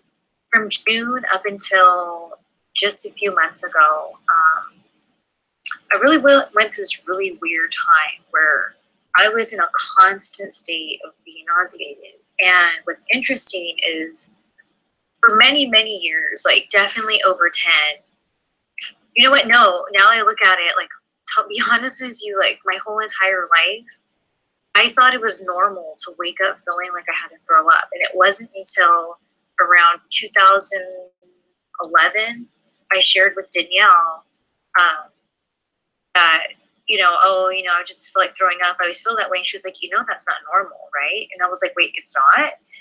And I thought, yeah, it's just normal. It's normal. And so, like, there was that. And then it kind of just became like as I started healing and accepting and repressed memories were coming back, that's when I started having better days. But for some reason, from June up until a couple months ago, I didn't just have it in the morning and here and there throughout the day. It was like a constant state. Like, I love wine. Like, Danielle and I host like a monthly wine tasting thing. Like, we're into it like that, And I couldn't even drink because my I was just, to be honest, my soul was just like so disrupted and I didn't understand. And Danielle and I were on a cruise with our mom in the summer. And I was having a dream about my grandma's house. And again, if any of my family members are listening, this is not to be malicious. This is just true. And I do believe that a lot of my sexual abuse did happen in this one particular bathroom from my grandpa. And in my dream, while we were on the cruise, I was in that bathroom, but it was remodeled. And then when all of a sudden this sense of fear went over me, in my dream, I started peeing myself. And then in real life, I woke up to me peeing the bed. And I've never done something like that before. And so that to me was the beginning stages of me understanding myself and what's happened to me on a different level. And I feel like because was that the first time you start feeling like you were remembering things enough to connect places with like what exactly was making you feel that way? Was that? Yes. And then that's when my cousin, organically, her and I started coming together. And I really feel since I've been talking to my cousin that's what's relieved me being in that constant state. Like I have, like this is going to go on my audio diary on my fan site. And as I mentioned to you earlier, it's most of it's a pay site, but I'm going to have this for free. But my members can vouch when they listen to this. Like there was months that I was vlogging. I was like, you guys, what if something's like wrong with me physically? Like I don't have insurance, and like maybe I should go get blood work because I'm just in this constant state. And now that I'm looking at the whole picture, it's all from all this stuff that I've suppressed, or even things that I already would talk about, but I wasn't, I guess, understanding. You weren't connecting everything up and now. To you, right? Because when traumatized people first start to realize things, it's like a puzzle. You know, you have to like, you know, put all these pieces together and then connect them with the feelings that you've been feeling, and have no idea why you've been feeling like this. And you know what I mean? And then finally, you're triggered to remember these things, and it's unfolding exactly like you're saying. Like you've never wet the bed, but when you started remembering something about somewhere maybe that you were touched, like, you know, that was your reaction. And I hear where you're coming from with that, because a lot of things that you don't realize and you start to realize later in life because of things that are connected to the current events that are baffling to you about this stuff has never happened, so why is it happening now?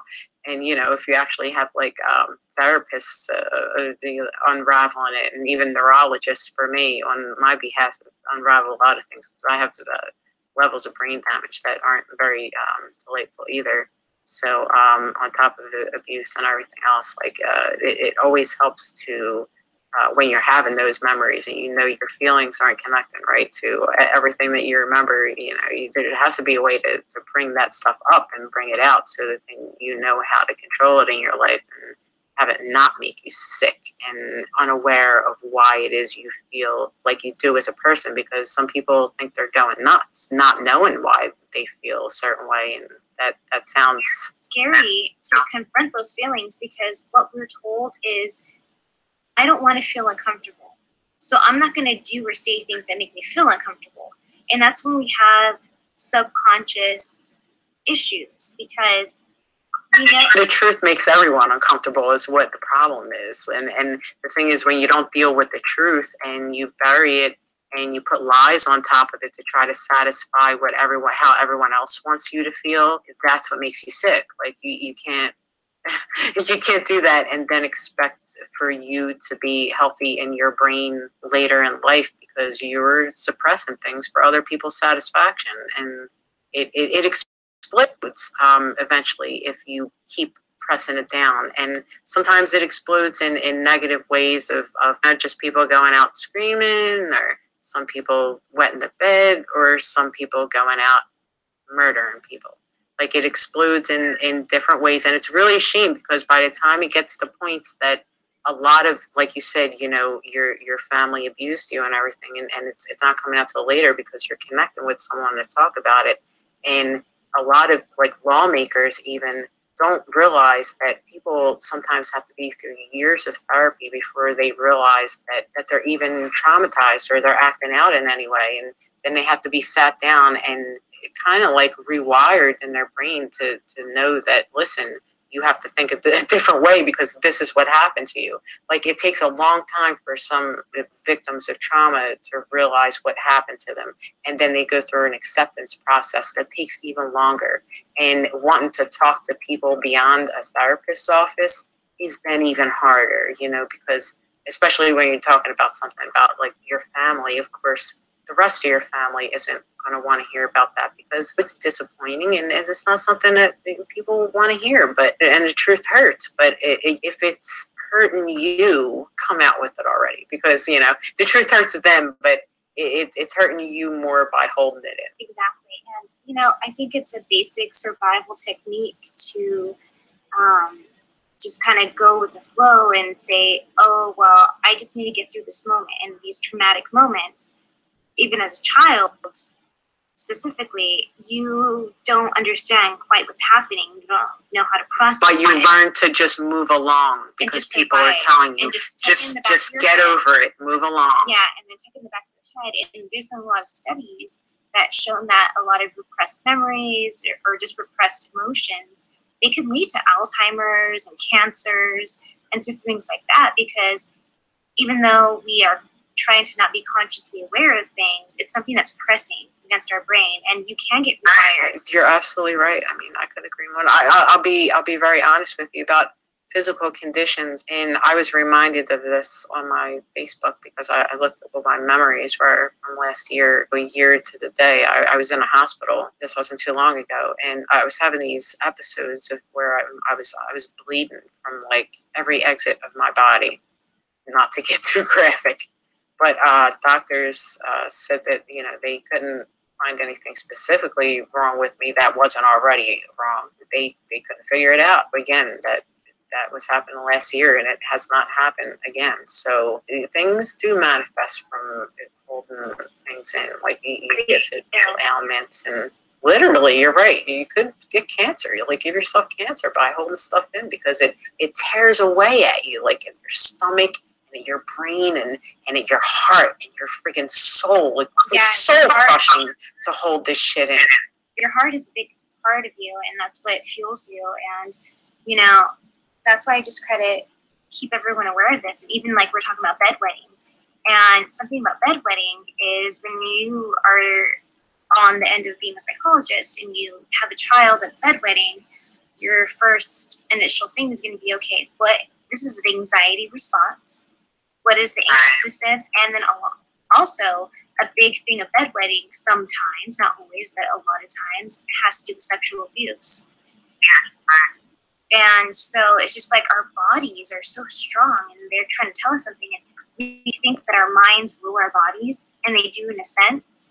But at the same time, just it's good to talk about these things. And I think that we can't be in a place where we're saying, oh, just forget it, just push it down, just repress it, let's forget it, let's gloss over it, because physically and psychologically it's so unhealthy, it's so not good. And it brings you healing and peace, even just that emotionally is so beneficial, let alone the physical aspects that could be really beneficial. I'm not trying to say all cancer is this, because cancer is awful.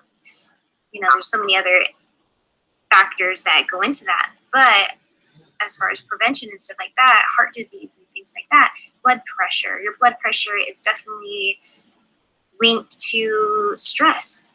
And anxiety, and the anxiety you might feel from whatever situation, like that is definitely all around depression and all these things. But I think in different generations it was more prone to people getting cancer and dying from these things with high blood pressure and whatnot, because they were eating it and choking on it and holding it. But this generation, I'm never too optimistic on anything, but I would like to say that I would like to be optimistic in thinking that this generation is, and I tweeted this, the era of silence has ended. And this was a day before I went to this book signing to do what I did, because I was in a different state of mind. But I'm hoping with this generation that comment that was in my head that I bothered to share with the world is somewhat true. That the end, this is the end of this, the era of silence. We can't just sit on this anymore because it hurts. We can't hold it in anymore because it hurts. And it shouldn't be a time where we should not be able to speak about it when everybody and their mother is speaking about it. So don't try to single people out just because you don't like what they're hearing. You don't like what they're saying to you. You don't want to hear it as the truth. Don't try to bury them, because this is not the type of generation that should do that, and it should change now. There shouldn't be any of these problems in the future now that they are all being addressed. This episode with me did not come up because of #MeToo, I'll say again, or this Harvey Weinstein thing or anything like that. I actually found out about these things afterwards because I'm not a person who watches TV, or I'm not in communication a lot with a lot. I don't like television and stuff like that. But I was made aware of that it was going on because of what I did, and I agree that people, women, men even, that are assaulted, and if you feel like something's been done to you that's wrong, you should definitely speak out about it. And this is a time in the generation that everyone is listening. So again, this is not why I did it. I've been talking about this for years, but I think for other people, it definitely serves as benefit for people who have been ignored and silenced and told, like, your time to complain is up because of the statute of limitations, and just shut your mouth because, you know, this one's a star and we don't want to hear from you because you're nobody. That time of life should be over. I am a 42-year-old woman now, and although these things happened to me in my childhood, and I did not live my adult life as a ring rat in any way, had very few relationships, people still want to tag that on me. I hope that this is the era where things will change for people and start listening. Whether or not they listen to me, I really don't expect them to be honest with you. It's so disappointing the way things are going. Like, I don't expect anything positive, but I hope that other people will be encouraged, not discouraged by watching my situation, and rather be encouraged by continuing to tell their incidents and their issues and their situations, so that maybe it'll stop at one point, hopefully. Maybe.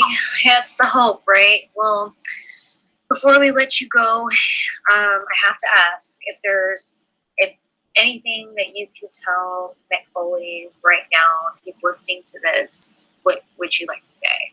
Well, let's see, if Mick Foley is listening to this, he could have come outside at any point during my protest to speak to me, instead of sending someone outside to focus on a sign that says something about a brotherhood of pedophilias and wrestling. Instead of distracting us like that, he knows me for a long time, and he knows who I am, and he knows what he did, and the least he could have done was come out and try to apologize or calm the situation in some way, instead of ignoring me like I wasn't there. I don't expect anyone to respond kindly to someone who's yelling and screaming at them, but, you know, it would have been a gesture.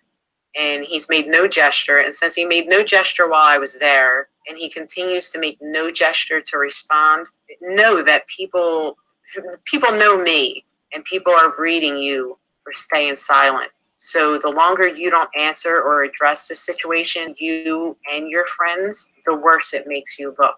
So I advise that all of you, if you want to call me a liar, fine. You know I'm not, because I got proof.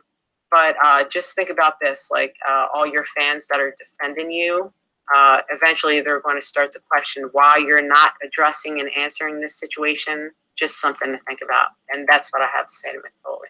All right. And for everyone that's been listening to this, do you have any words or thoughts or anything that you'd like to say to anyone that's been tuning in about this whole situation? Kind of like wrapping up your final thought, I guess. As I said, I'm just stating my story and things that happen to me. This is a story about me. I wasn't planning on, trying to bring any legal action or to put anybody in prison. I wasn't talking about all that. I was just trying to tell a story, maybe get an apology. That won't happen. I see that now.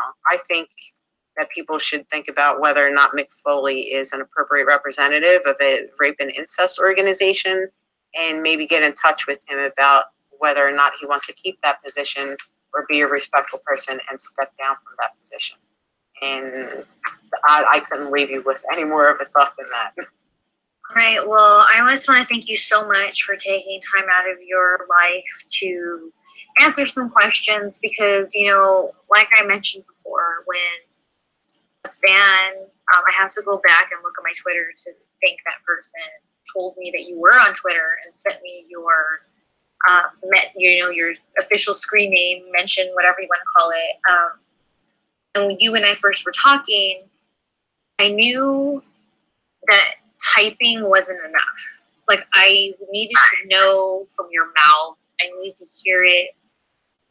Again, like, for me, it's been a really rough week for me, because your story opened up all these thoughts in my head, and I was already naturally going through that, aside from, like, Mick Foley. Like, I wasn't even thinking of him. You know what? And I would say I'm sorry, but I'm not I'm not sorry that that happened to you as a result of looking at me. I'm actually very happy that it happened.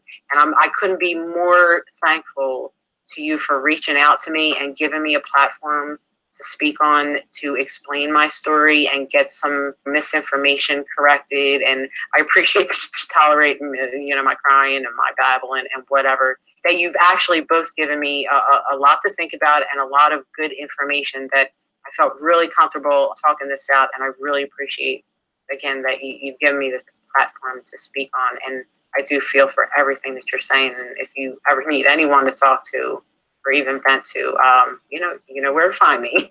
Oh, I appreciate that. You want to say something? Yeah, well, thank you so much for being so open and honest. And I think that we had a really blunt conversation. And a lot of people like to sugarcoat things. And I think that did not happen today, which I'm very thankful for. And we hit things on every realm, whether it's the social aspect of the boys' club of wrestling, or it's the sexual abuse, the psychological, the physical, everything. And I think we touched all our bases. And I think that whoever is listening is going to really gain something from this. And I know that you've had a lot of issues with people trying to interrupt you with your social media, and it could be a big risk talking about all the stuff. So thank you again for sharing with us, and it was a pleasure meeting you via phone. And I think it's awesome that we can have this support system, because I think most of victims, being one myself, our family members are the ones telling us to be quiet, and that's our family. And I feel like how we judge the world is based on our small little world that we learned from our family. That's how we know how to deal with people. That's how we know how to be social. And we base everything off of our family. And when that is broken and corrupt, it's really hard, and we're at risk going into the world. So it's tough, and it's easy to blame people and children who are just being children and being hurt, to say, oh, you're being this way or you're being that way, and just to blame it on you as a child. And it's not okay. Yeah, we all have our moments, but at the same time, we have to look at the people that were the adults in the situation. And it's absurd. And it's like I said before, I'm so glad that you guys brought it up, because a lot of people are afraid to address this issue and put this kind of content on their websites or radio shows or whatever, because they're afraid of being pulled or censored or things being taken down. So I do appreciate that you guys don't care about that, and you're willing to get into it because it's something that you do stand behind and support, and you're looking at it from both ends and just taking it as you are, and I really appreciate that. Absolutely. A lot cheaper than trying to go to therapy is to talk to people who have actually been through similar circumstances and understand where another person's coming from, to not start off as judgmental and listen to a story through enough to know that we all do need to support each other, so that we're not all sitting around sick, making ourselves sick about this stuff. So I do appreciate it very much. I agree. And, I'm just all about the truth. And there's something that's often said, which is nothing wrong can come out of the truth. It can make people uncomfortable. It can make them sad. It can make them, whatever. But no wrong can come out of the truth. And I'm not saying this to, be a troublemaker or anything. This is, again, just the truth. But I did straight out ask Mick in a message what the deal was with you, and I didn't hear from him.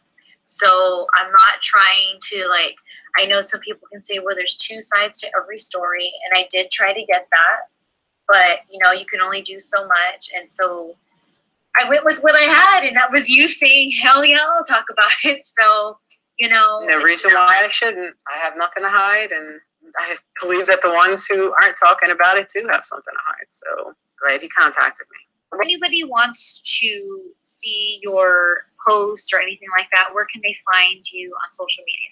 Well, on Facebook, I'm an Angel Amoroso, ANGEL AMOROSO. so there's no misunderstandings on spelling of my name there. And also on Twitter at Angel Amoroso 1, and also on Instagram at Angel Amoroso for you. Also YouTube at Mermu YouTube. I'll actually send you the links later because there's several YouTube links that I'd like to advertise. So I'll send them to you later, and maybe you could just pop them up. It'll take way too long to do it. That's about how you can get in touch with me. And again, I appreciate the platform. It was awesome. Thank you guys so much. Have a great night. Thank you so much for being our guest. So Danielle, before I get into my thought, what are your final thoughts? It was so interesting just listening back to everything because so much can change within a matter of days. And I feel like ever since that day where we actually recorded it originally, I have been challenging my own thoughts, my own views on life. I've been doing just a lot of growing and questioning. And so now I hear it totally differently. Not in the sense that I disagree with what I said or anything like that, but I just see it in a deeper way. And I think it's really cool that we were able to do this and speak out. And this is the time to do it. And I think it's amazing that we just so happen to be in a time where everyone's starting to speak out in the entertainment industry and just general. People, the feeling of being outspoken is being embraced. And people like Angel or people like us who in the past have been punished for talking about the truth or opinions or challenging anything. We were told, I know we said it earlier, but we were told to be quiet or we're troublemakers or we don't have our facts straight, like just so much questioning. And now it's a time when people are more willing to be open to at least hear us out before any of that. So I think that's really cool. And this is all meant and it's all on point in timing. I agree. And for me, it was crazy because I have listened to this interview so many different times because it took me so long to edit it. It was so hard having to start over. Like, I wanted to give up so many times, but I knew it was super important to share this story. And for anyone out there who may take what this whole interview was about in the wrong way, because I was thinking about it, I guess I'm just very aware that there's going to be people that are going to say things about this that are negative at this point. Because I was once in the WWE, I was once friends with Mick Foley, why am I doing this kind of thing? They get distracted with the who and not the what. Right. And for me, it's like, I tried to look this up before we started doing this recording, but I couldn't really find a concrete answer and I didn't want to keep looking. But you and I have been doing podcasts for since I want to say 2009, 10. And there was a lot of, and this is no disrespect, I'm just stating this for a reason, before Colt Cabana came on the whole, wrestling with his podcast, and it really blew up, and it seemed like a lot of people started having podcasts, and it was a thing. You and I, who we are, aside from me being a wrestler, I just kind of used that as my hook. But we've always had video chats, podcasts, and something that we've always, our theme for everything, if you think about it, is we're just trying to either learn the truth and facts or share the truth and facts. Or just have a conversation. Or have a conversation that's enlightening, or you can stimulate somebody and they in return stimulate you back. So I don't feel bad for doing this interview because it's up to the listener to decide for themselves what they want to believe. If they feel that Angel's in the wrong, or they feel Mick's in the wrong, or whatever, it doesn't matter. What matters is that this gal, Angel Amoroso, had a story that nobody was listening to. You know how that feels? So the old journalist in me was like, why not give her a play if she wants to talk about it? And since that was over a month ago. And since then, I'm just being real. Mick has written me back. And I told him that I did write to Angel and that we did interview her. And I asked him if he had anything to say about it. And he just told me that she has some mental illness and that she doesn't know how to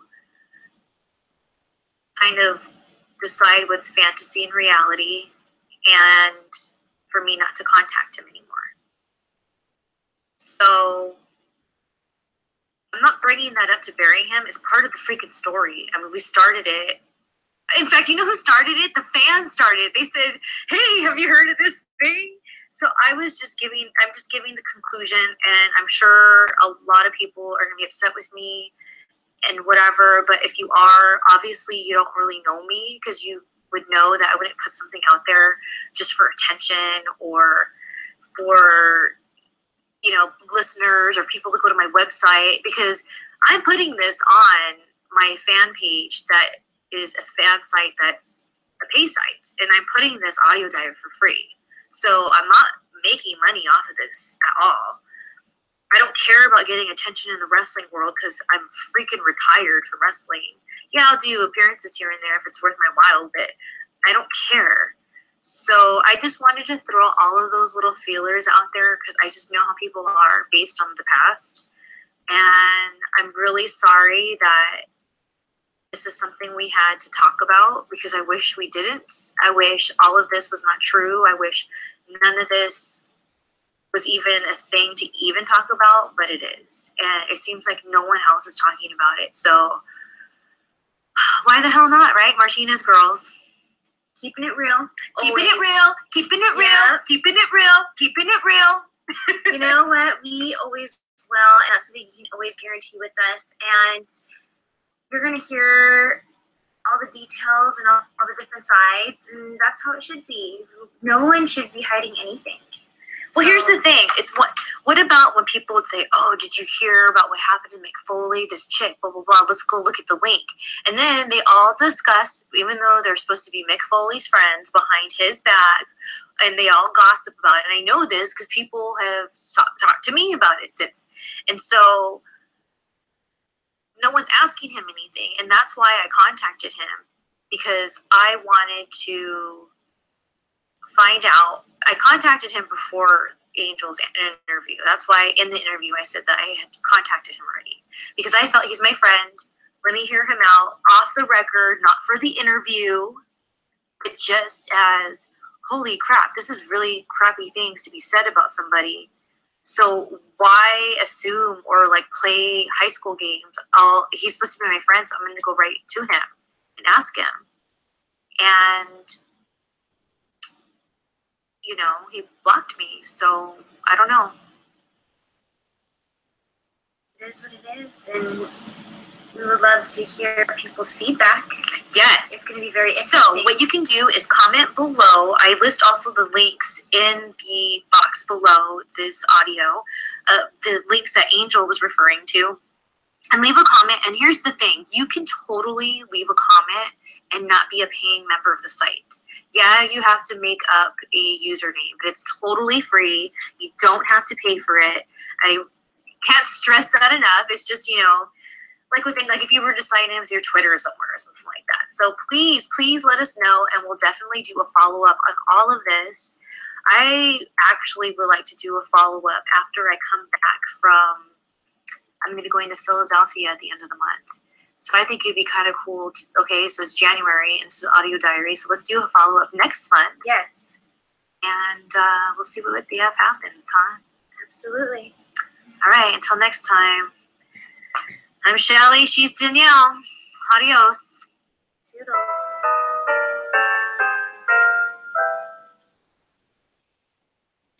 Okay, well, that was the end of the Shelly Martinez interview. And about that, I wanted to kind of look up, because I know that there were responses to that interview on Reddit, I believe. I kind of wanted to